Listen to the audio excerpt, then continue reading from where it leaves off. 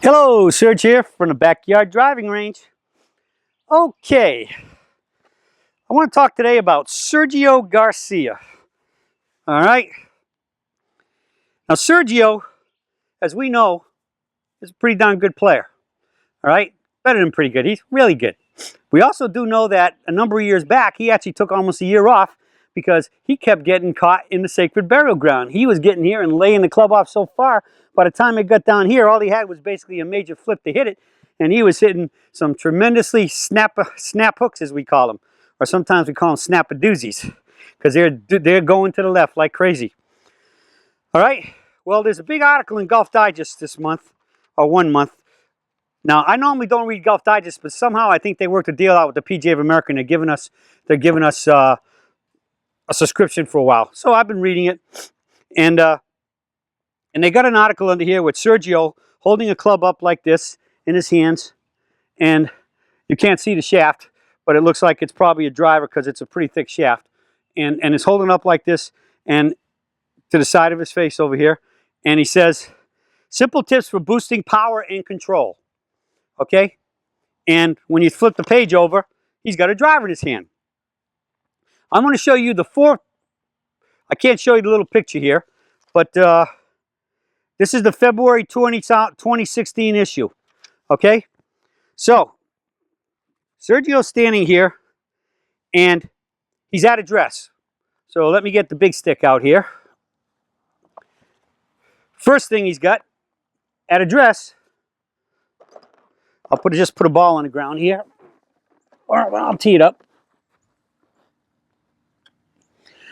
From the face on like this, first off, he's got the hands kind of pointing back here at the belt buckle. You know, we want it in line, slightly ahead of the ball in the shaft. So like if you stand here, as Dr. Armstrong says, your hands here, you drop the club in it, you see how it puts the hands ahead of the shaft? You want to maintain that. So the shaft, we want the shaft, the top of the butt of the club pointing at the left hip socket right here.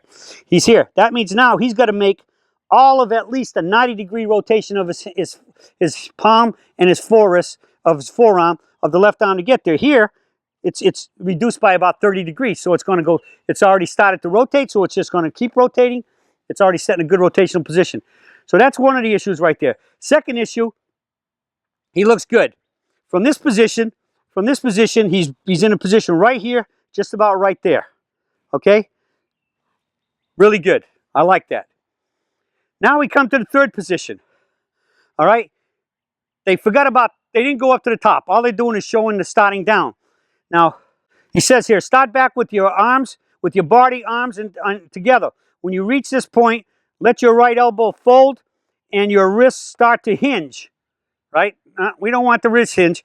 The angle you want is already created right here. If I don't change a thing from right here and I get there, nothing's changed, I just lift it right up there, the club goes from where? From below my hands to above. This stuff about wrist cocking and hinging is unnecessary, and it just breaks the wrist down. What's our number one definition of wrist? Good wrist action is no wrist action other than rotation of the wrist of the hand with the forearm and the arm and the shoulder socket. Then the next one coming down, he says, coming down. The only thought I ever used is one my dad taught me. Feel like you're pulling a chain down with both hands.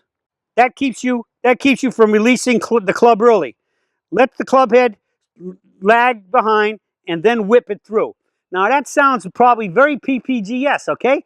But look at his position. In my position in peak performance, when I come up here and I make the bump and my transition, look where my club is. Okay? Now, let me get another good look here. Sergio's club is back in here. Pretty big difference, huh?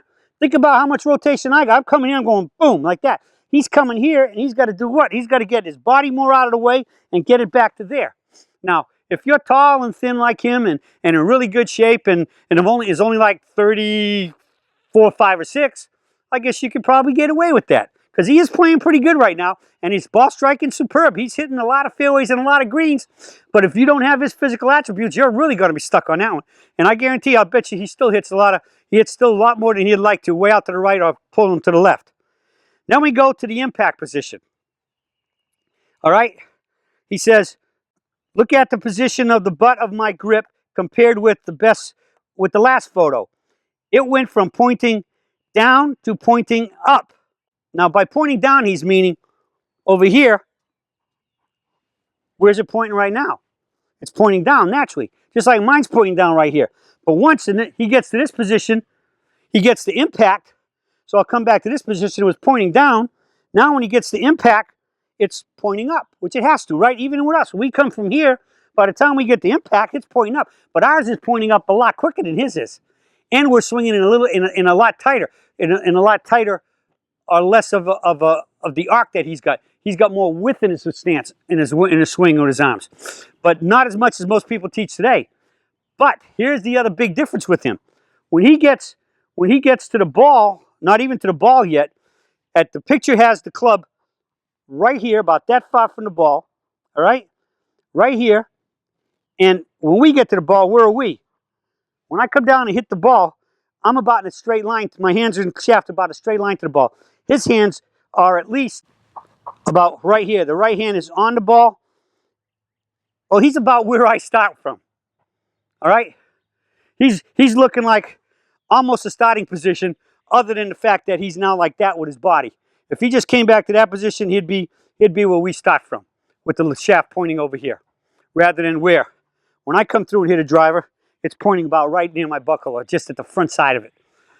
Okay? So what I'm saying is, sometimes there's some pretty good words in this right up here. All right?